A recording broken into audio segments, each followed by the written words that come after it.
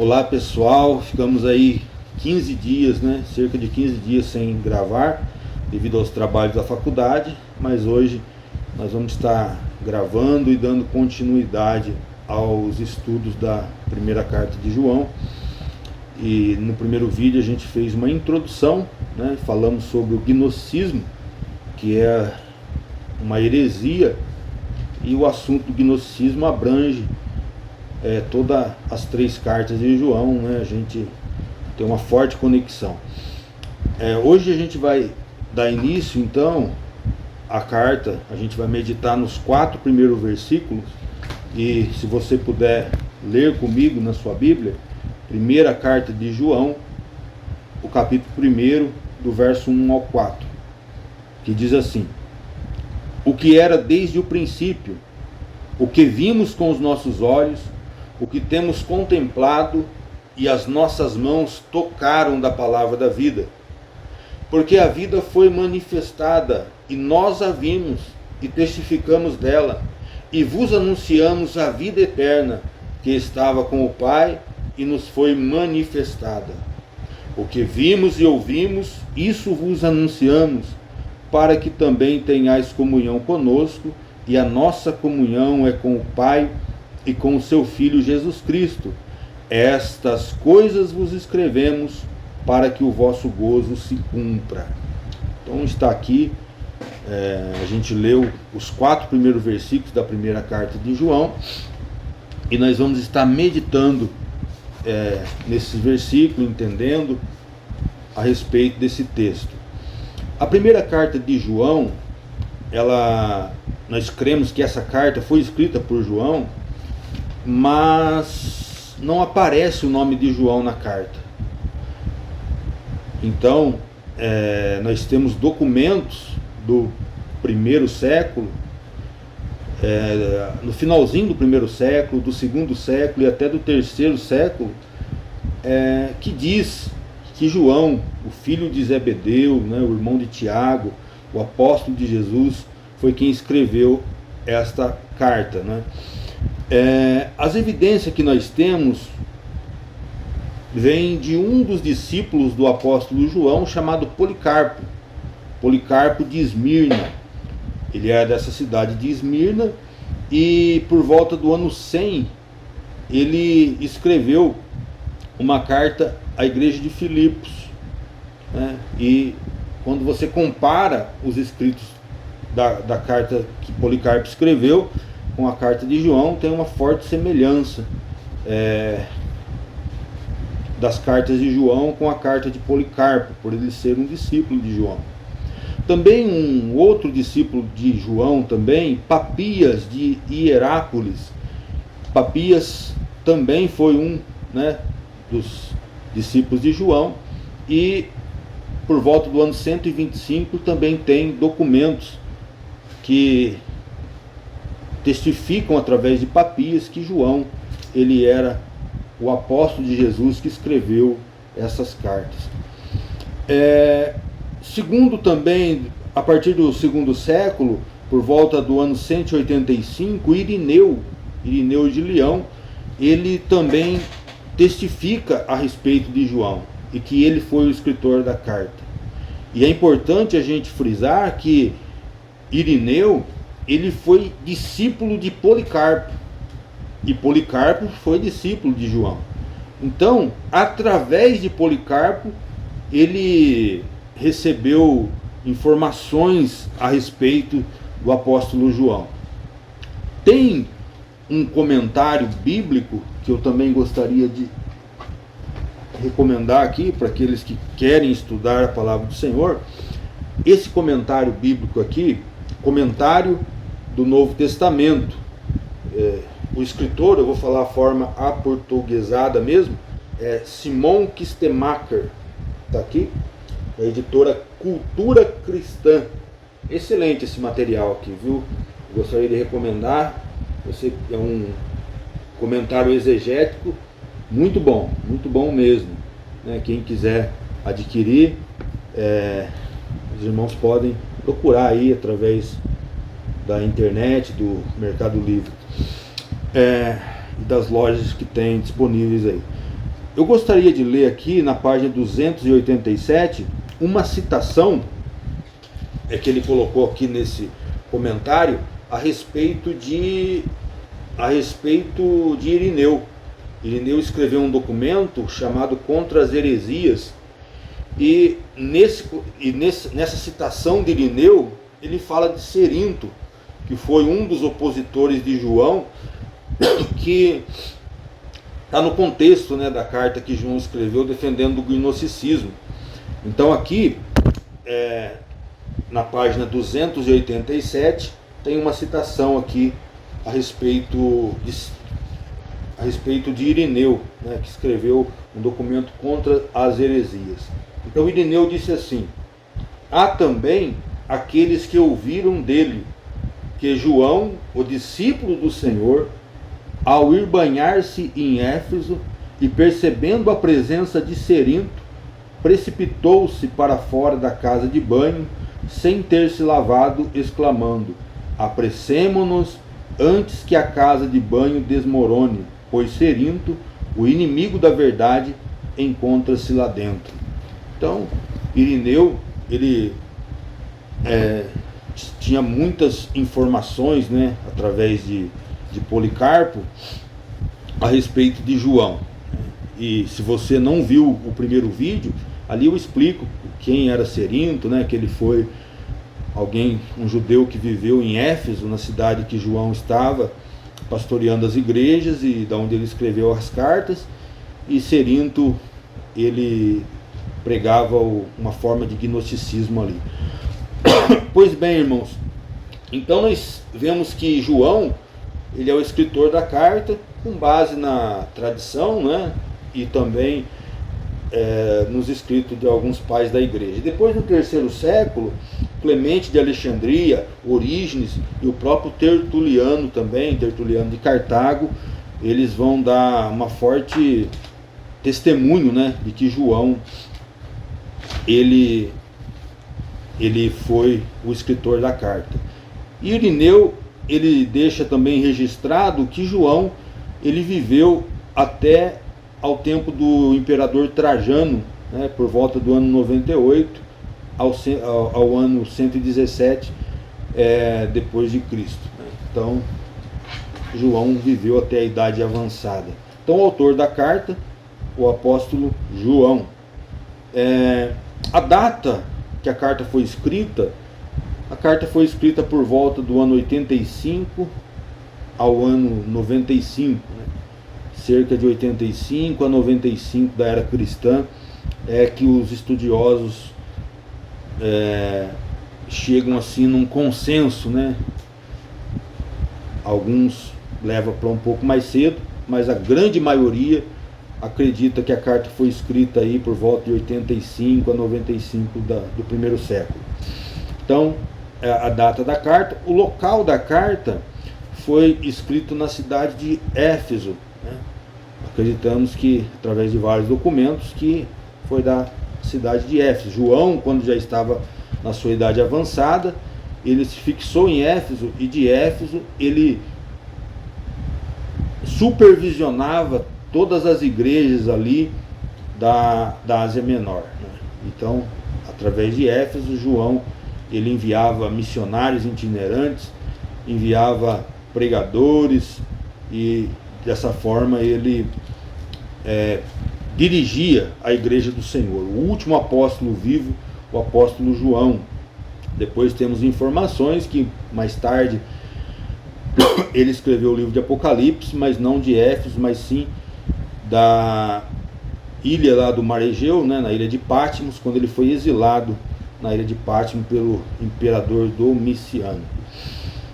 Pois bem, irmãos, o propósito da carta dessa primeira carta foi para defender a igreja do gnosticismo.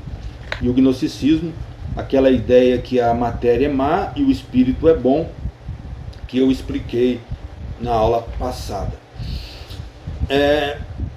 Então vamos meditar nesses versículos que lemos, né? Já falamos do autor da carta, João, falamos do local que João escreveu, cidade de Éfeso, o ano 85 até o ano 95 foi mais ou menos nessa data aí que a carta foi escrita. O propósito foi para defender a igreja do gnosticismo, uma forte heresia que estava se levantando com cada vez mais força contra a igreja do Senhor. Olhando agora para os 4 versículos que lemos, esses versículos que a gente leu fala de uma comunhão com Deus. É interessante isso, porque os gnósticos, eles não acreditavam que o Deus Supremo poderia ter comunhão com as pessoas, porque o ser humano ele é matéria, né? Ele possui um corpo físico, material, e segundo a ideia deles, jamais o espírito que é bom vai poder ter comunhão com a matéria que é má. Então eles criam nesse deísmo, né, que eu expliquei na aula passada para os irmãos. Mas aqui João fala fortemente de uma comunhão, não é? Ele mostra Jesus como Filho de Deus, mostra Jesus como o próprio Deus, né? Aí a gente fala sobre a Trindade, que é um único Deus, mais 3 pessoas. É uma única essência, mais 3 pessoas distintas, né? E é lógico que o nosso raciocínio não vai entender de uma forma plena isso, porque a gente aceita essas doutrinas pela fé, porque a Bíblia diz, mas é um entendimento que está acima, né, do nosso entendimento. Mas é um único Deus que subsiste em 3 pessoas distintas. Então, João ele vai falar sobre a imanência, né, de Deus através da pessoa do Filho. Então, quando nós olhamos aqui, nós vemos a respeito que a presença de Deus, ela encoraja os apóstolos. Os apóstolos são encorajados pela presença de Deus. Tanto é que após a crucificação de Jesus, os apóstolos estavam todos trancados, não é? Com as portas fechadas, com medo dos judeus. E a Bíblia diz que Jesus apareceu ali para eles e trouxe ânimo para eles, né? Depois que eles viram o Senhor ressuscitado, Jesus ficou cerca de 40 dias com eles, dando instruções, e depois que Jesus foi assunto aos céus, aí eles tomaram-se uma coragem vinda do Espírito Santo para proclamar as verdades do Senhor. Então a presença de Deus, ela encoraja, né, os apóstolos. E não digo só os apóstolos, mas a presença de Deus encoraja os salvos, né? Então, baseado nesses 4 versículos que a gente leu, eu gostaria de falar sobre 3 verdades que encorajam os salvos. 3 verdades que encorajam os salvos. E a primeira verdade está aí no versículo 1, e vamos ler novamente, que diz assim: o que era desde o princípio, o que vimos com os nossos olhos, o que temos contemplado e as nossas mãos tocaram da palavra da vida. Então olha como ele começa o versículo: aquele que era desde o princípio. Perceba que a palavra princípio, ela não aparece só aqui, né? No grego é arche, não é? Ou arque, como alguns pronunciam, mas essa palavra ela não aparece somente aqui. Quando você vai lá no texto do Antigo Testamento, essa palavra aparece lá também, né? Que é a palavra princípio. Lá no hebraico, no caso, seria Bereshit, mas o princípio, no princípio criou Deus os céus e a terra. Aí quando você vai ler o Evangelho de João, também aparece essa palavra, né? No princípio era o verbo, e o verbo estava com Deus, e o verbo era Deus. Aqui nós vemos novamente essa palavra princípio. Então diz, aquele que era desde o princípio. Então aqui, o que é aqui desde o princípio? Fala da eternidade de Jesus. Princípio aqui, João não está querendo enfatizar apenas o início da criação, mas aquele que estava com o Pai desde a eternidade, mostrando que Jesus ele não tem uma origem. Jesus não foi criado como dizem os arianos, né, diziam ali no 4º século. Jesus não é um ser criado. Jesus não foi criado pelo Pai. Mas Jesus, ele sempre existiu. Então, ou seja, João ele começa dizendo o seguinte: aquele que era desde o princípio. Ou seja, os salvos, eles são testemunha desse Deus aí, que é desde o princípio. Então, quando você é uma testemunha de um Jesus, que ele é eterno, que ele é o todo-poderoso, que ele é um com o Pai, que ele tem a mesma essência do Pai, que ele esteve presente na criação, que ele é o agente por qual Deus fez todas as coisas, então esse Deus, ele nos encoraja. É esse Deus que nós servimos, é esse Jesus que nós servimos. E aí quando nós olhamos em Isaías 43 e o verso 13, a Bíblia vai dizer: ainda antes que houvesse dia, eu sou, e ninguém há que possa fazer escapar das minhas mãos. Operando eu, quem impedirá? Ali é uma referência, né, ao próprio Deus Pai, mas dizendo que ele, antes que houvesse dia, eu sou, falando da sua eternidade. E aí quando a gente chega no Evangelho de João, no capítulo 17, quando Jesus está fazendo a sua oração sacerdotal pelos discípulos, muito provavelmente naquela noite de quinta-feira, né, naquela tarde de quinta-feira, que foi a última Páscoa ali que Jesus celebrou com os seus discípulos, Jesus, ele faz uma oração aos discípulos e ficou registrado lá em João capítulo 17, o verso 5. E nessa oração ele diz, ele olha para os seus discípulos e ele ora por eles e diz uma palavra ao Pai. Diz: olha, Pai, glorifica-me junto a ti mesmo com aquela glória que eu tinha contigo antes que o mundo existisse. Falando a respeito da eternidade do Filho, a eternidade de Jesus. E é interessante porque o versículo diz: aquele que era desde o princípio e o que vimos. Essa expressão aí, o que vimos, no texto original, no texto grego, é um perfeito que dá uma ideia de continuidade, né? Ela está ali um perfeito no indicativo, que ele dá uma ideia de continuidade. É aquilo que João viu, né, junto com os apóstolos, e que aquilo que ele viu ainda permanece fazendo efeito, trazendo efeito. Então, ou seja, aqui nós estamos falando de João como uma testemunha ocular de tudo que Jesus falou diretamente para eles. Então João aqui é o último apóstolo vivo, né? É o último apóstolo vivo. E ele é a última testemunha que viu o Senhor Jesus, né? Que teve essa grande dádiva, né? Grande presente de Deus de ser chamado para apóstolo. E aí eu gostaria de fazer um pequeno parênteses aqui para dizer a respeito da palavra apóstolo, né? O que significa essa palavra apóstolo? Apóstolos no grego dá a ideia de alguém que é enviado.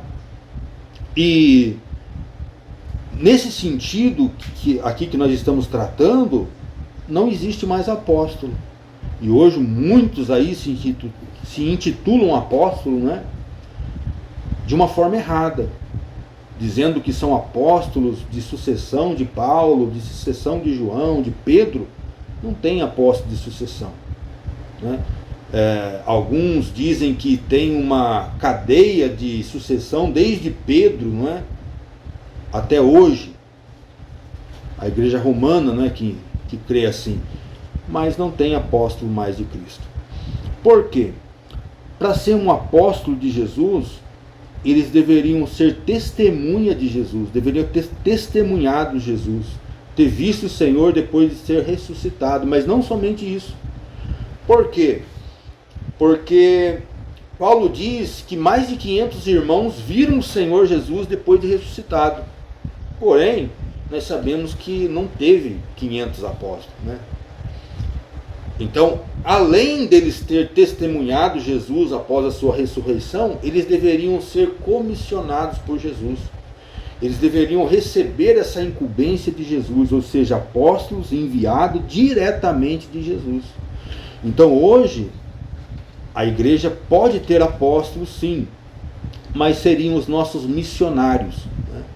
Quem é um apóstolo hoje? É um missionário, que é enviado não diretamente por Jesus, mas enviado pela igreja. Pela igreja. E o apóstolo hoje, esses missionários hoje, que podem ser chamados apóstolos, né?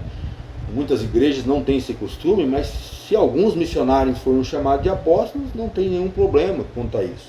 Porém, o trabalho desses apóstolos, desses missionários, é de levar o evangelho a um lugar que o evangelho ainda não chegou. Essa seria a função do apóstolo hoje, né, desses missionários hoje. Chegar a um lugar aonde não foi evangelizado ou aonde muito pouco foi evangelizado e estabelecer uma igreja ali, formar uma igreja. E depois de formar uma igreja, estabelecer líderes ali, e quando a igreja estiver estruturada, então eles vão para um outro lugar que não tem igreja, que não tem evangelho. E ali eles vão repetir o mesmo processo. Então esse seria o trabalho de um missionário. O missionário é esse. Alguém que é enviado pela igreja. Esse sim, podem ser chamados apóstolos, mas não no sentido do colégio apostólico que se encerrou no primeiro século. Quando João morreu, acabou-se então os apóstolos, no sentido enviado direto por Jesus. Tem até um pastor que ele diz o seguinte, uma frase até um tanto engraçada: apóstolo bom é apóstolo morto. Irmãos, mas então, analisando aqui, e é interessante isso, só para a gente fechar aqui essa questão, é que a figura do apóstolo, quando as igrejas começou a se estabelecer, ainda no Novo Testamento, a gente percebe a figura do pastor, que é o líder eclesiástico, tendo assim uma liderança referente à igreja acima dos próprios apóstolos. Por exemplo, Tiago, ele era irmão de Jesus, e ele não era um apóstolo. Ele só se converteu depois da ressurreição de Jesus, mas a Bíblia diz que ele se tornou uma das colunas da igreja junto com João e com Pedro. E quando acontece a primeira viagem de Paulo vai pregar na região da Galácia, e quando Paulo volta, ele tem problemas, porque os judaizantes visitaram ali aquelas igrejas da Galácia e começaram a pregar o judaísmo, que os crentes ali deveriam se circuncidar, cumprir algumas leis de Moisés para ser salvo. Então foi preciso fazer um concílio da igreja, Atos capítulo 15. E esse concílio, ele teve debates ali, e aí o que aconteceu? Quem deu a palavra final do concílio? Não foi um apóstolo. Não foi Pedro que participou do concílio, não foi a palavra de Pedro que deu a palavra final, e também não foi a palavra de Paulo, mas a palavra final foi a palavra de Tiago, porque Tiago, ele assume a liderança da igreja de Jerusalém. E no início, a gente vê que Pedro tem uma liderança sobre a igreja. É Pedro quem se levanta e diz no início: olha, vamos estabelecer diáconos à igreja. É Pedro que levanta e diz: olha, vamos estabelecer um novo apóstolo para preencher a vaga de Judas. Sempre a decisão era de Pedro. Mas com o estabelecimento da igreja, a questão dos gentios chegando à igreja, a igreja tomando forma, a igreja tendo uma liderança mais estruturada, a gente percebe que Pedro sai de cena, e Tiago, então ele faz parte de assume esse papel da liderança eclesiástica.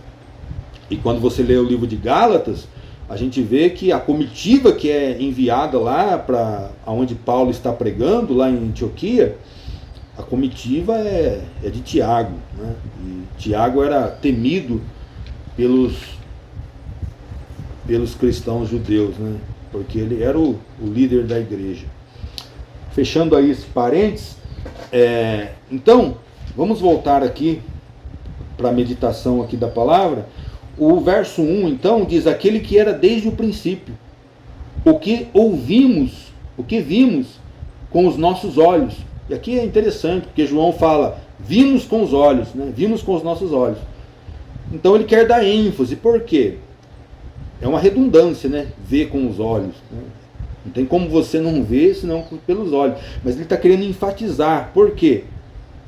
Por ser uma testemunha ocular. E também por causa do gnosticismo, porque ele vai dizer o seguinte, que temos contemplado e as nossas mãos tocaram da palavra da vida. Por que ele diz as nossas mãos tocaram? Para mostrar que Jesus tinha um corpo tangível, que Jesus tinha um corpo físico.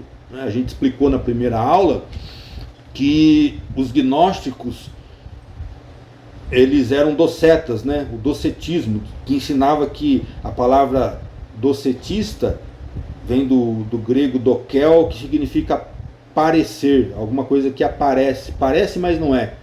Jesus, para os docetistas, tinha um corpo aparente, ele era um fantasma, o corpo dele não era real. Se Jesus caminhasse, não deixava pegadas na areia, porque jamais para eles o verbo divino poderia ter um corpo, porque a matéria era má. Então João ele diz, olha, as nossas mãos tocaram, né? Então ele tinha sim um corpo tangível, um corpo físico. Então a primeira verdade aqui que encoraja, não é?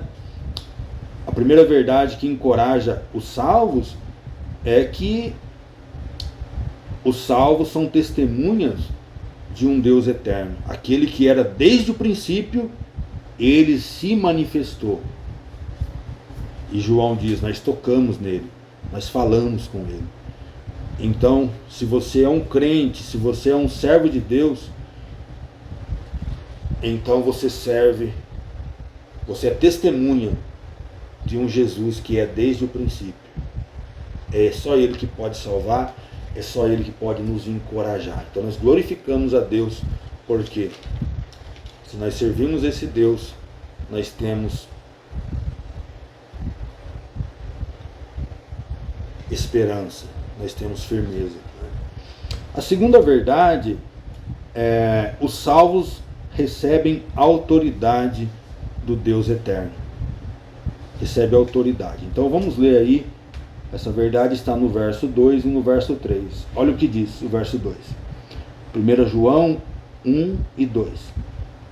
Porque a vida foi manifestada, né, que é a ideia do Deus imanente, e nós a vimos e testificamos dela e vos anunciamos. O que é anunciar? É pregar, né? A vida eterna, que estava com o Pai e nos foi manifestada.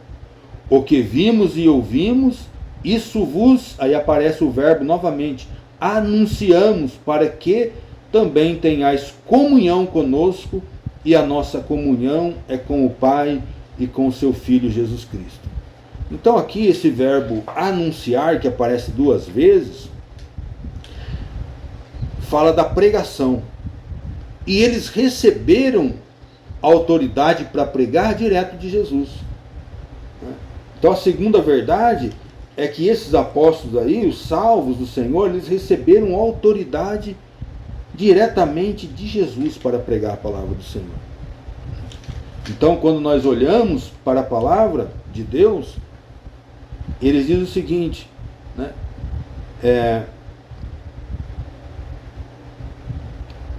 Testificamos, eles testificam dele, né?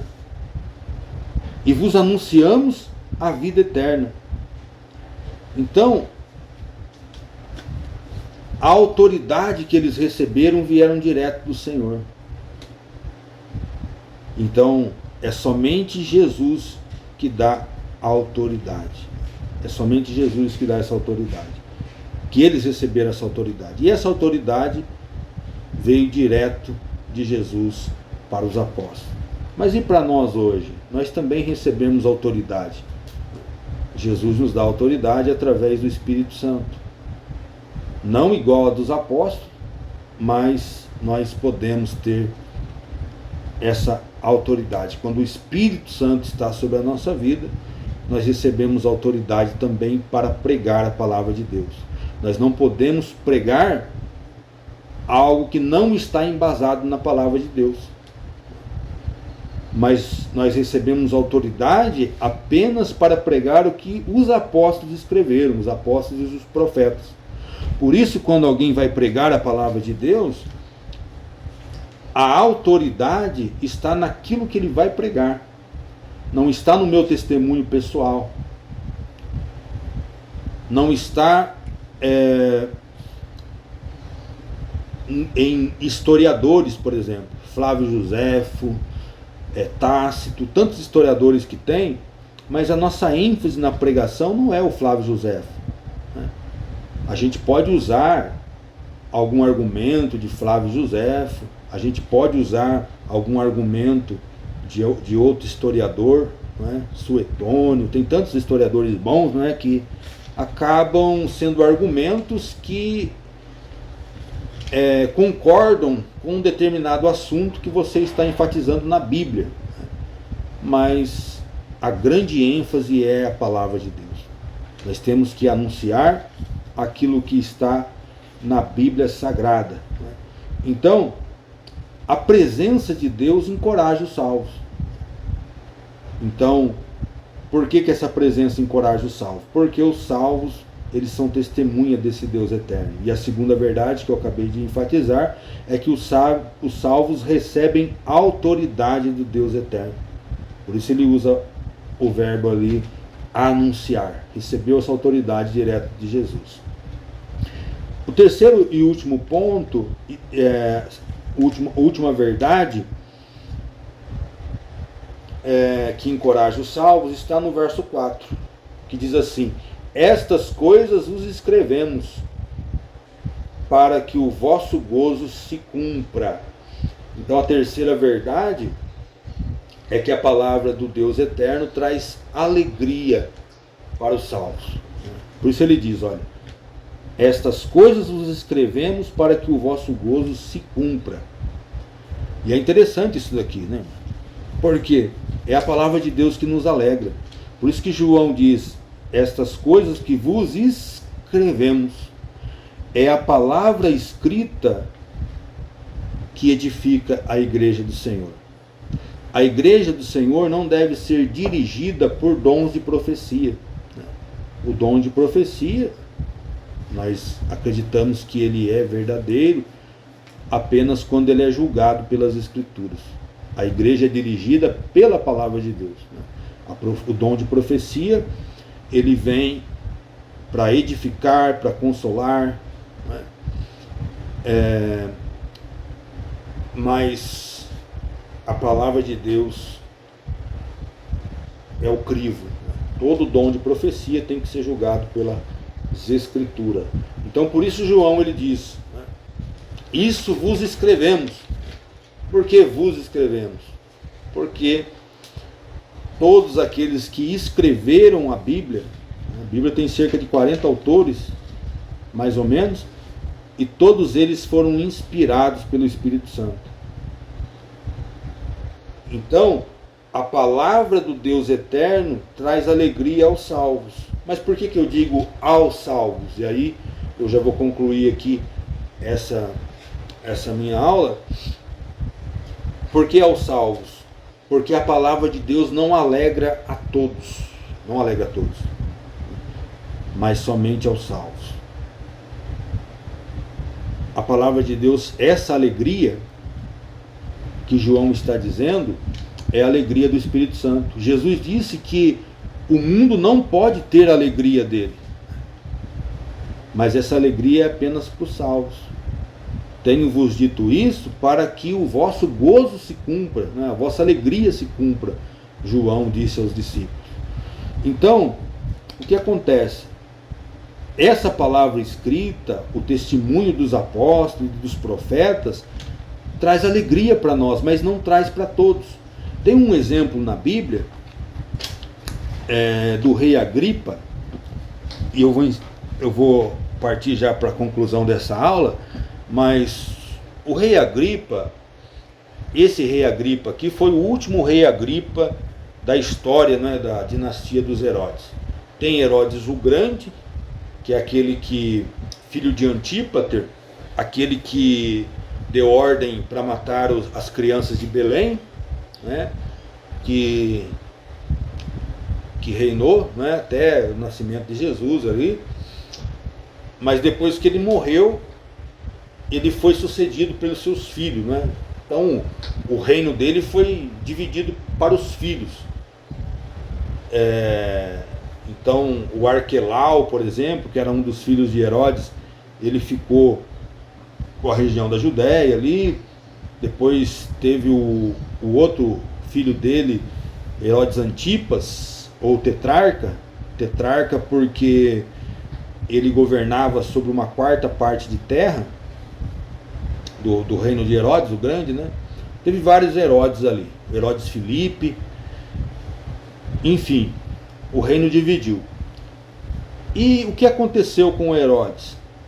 Herodes o Grande, ele teve 2 filhos que o Novo Testamento não fala do seu nome, né? Ele não aparece na Bíblia. Um se chamava Alexandre e o outro se chamava Aristóbulo. E Herodes enviou esses 2 filhos para estudar em Roma, e depois ele, influenciado por sua irmã Salomé, ele ficou... Herodes tinha muito medo de perder o reinado, né? de perder o trono. E segundo os historiadores, dizem que as irmãs dele, de Herodes, disse: olha, os seus filhos vão voltar mais preparados que você e vai acabar tomando seu trono. E ele ficou enfurecido com isso. Ele era um homem muito desequilibrado, né? Muito egoísta pelo poder. Então ele pede para assassinar os 2 filhos. Os 2 filhos dele foram mortos, né? Aristóbulo e Alexandre. Augustus, que foi o primeiro imperador de Roma, ele ficou abismado com esse fato, e ele deixou uma frase escrita, né, que ele disse uma frase e a tradição conservou, né, os historiadores conservou, que Augustus disse que ele preferia ser um porco do que um filho de Herodes.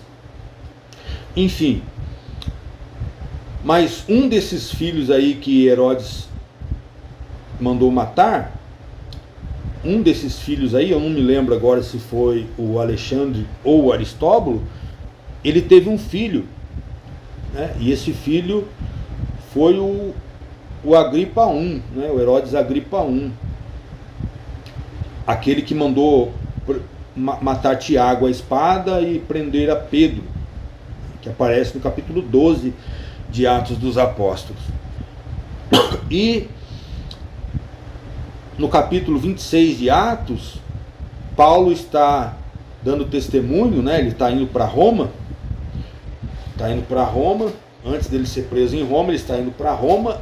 Está sendo interrogado pelo governador Félix, que era o governador de Cesareia. E o que acontece? O Herodes Agripa aparece ali, né? Que é o filho do Herodes Agripa I, aquele que mandou matar Tiago à espada. É o Herodes Agripa II que está ali, né, com o Festo. E aí o Herodes Agripa II, que é o último da dinastia dos Herodes, ele conversa com Paulo, né, ele tem uma entrevista com Paulo ali. E é interessante que Paulo, ele começa a dar testemunho de Jesus. Ele deu testemunho da sua conversão. E imagine, Paulo, um apóstolo de Jesus, alguém que escreveu movido pelo Espírito Santo, alguém que tinha uma autoridade apostólica, alguém que converteu milhares e milhares de pessoas, que entrou em cerca de 4 províncias do Império Romano, cerca de 15 a 20 anos aí de ministério. Ele converteu praticamente todo mundo da sua época, né? Ele tinha desejo de ir até a Espanha depois, não sabemos se foi ou não, mas uma pessoa um vaso de Deus, né, escolhido por Deus. E Agripa está diante de um homem desse, cheio de sabedoria de Deus, um homem cheio da graça de Deus, um homem que escreveu 13 epístolas, né, 13 cartas, um homem muito usado por Deus. E todo o seu testemunho perante Agripa não serviu de nada. É por isso que eu disse aqui, eu até anotei aqui no finalzinho dessa aula, que os salvos, que a palavra de Deus, a palavra do Deus eterno traz alegria aos salvos. Mas aos salvos, né, aos que não são salvos, eles desprezam a palavra de Deus. E olha o que diz aqui, eu vou ler aqui para vocês, Atos capítulo 26 e o versículo 27. Aqui Paulo falando com o rei Agripa. Ele diz assim: crês tu nos profetas, ó rei Agripa? Bem sei que crês. Então depois você pode ler o capítulo 26 inteiro, você vai ver o testemunho que Paulo dá, né, a visão que ele tem, que Cristo salvou e tudo mais. Aí, olha o que Agripa diz.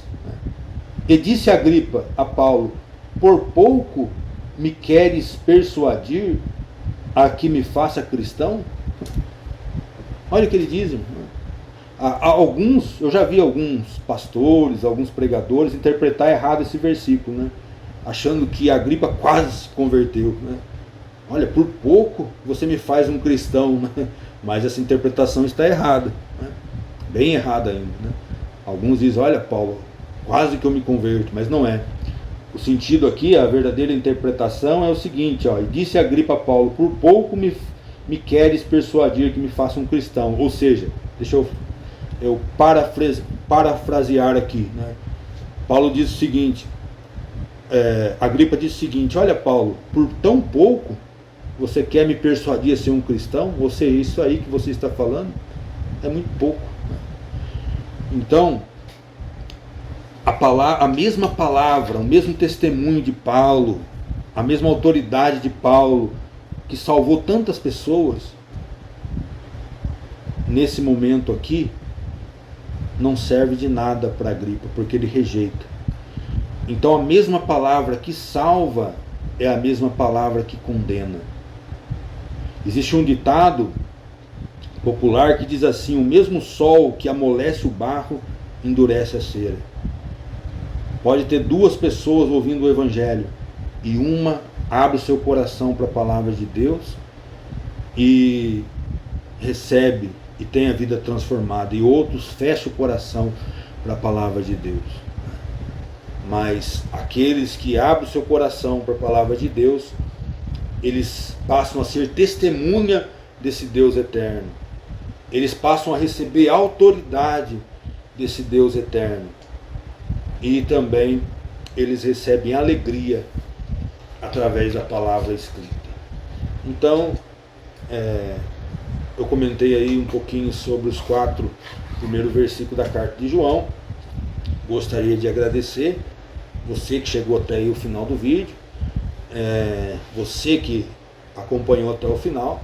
Se foi bênção para a tua vida, se você aprendeu alguma coisa, se edificou a tua vida, continue aí conosco, né? Se você puder deixar o seu joinha lá, o seu like no canal, se você puder se inscrever no canal, se você puder comentar, compartilhar, Deus abençoe a sua vida.